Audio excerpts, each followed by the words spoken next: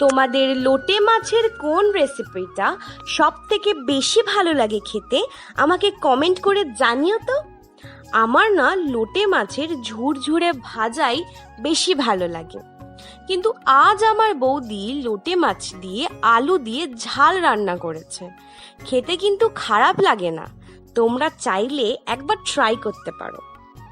সবার প্রথমে আলু, পেঁয়াজ আর টমেটো কুচিয়ে নেওয়ার পরে লোটে মাছে নুন, হলুদ, সর্ষের তেল আর আদা, রসুন, টমেটো আর কাঁচা লঙ্কার পেস্ট দিয়ে তারপরে লঙ্কার গুঁড়ো দিয়ে প্রায় 10 মিনিটের জন্য মেখে রাখতে হবে।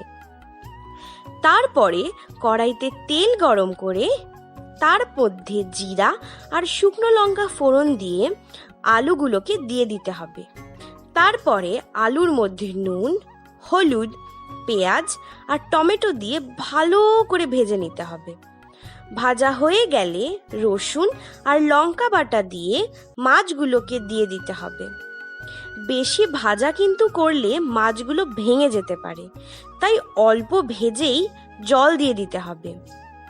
তারপরে বেশ অনেকক্ষণ ধরে রান্না করে নিতে হবে।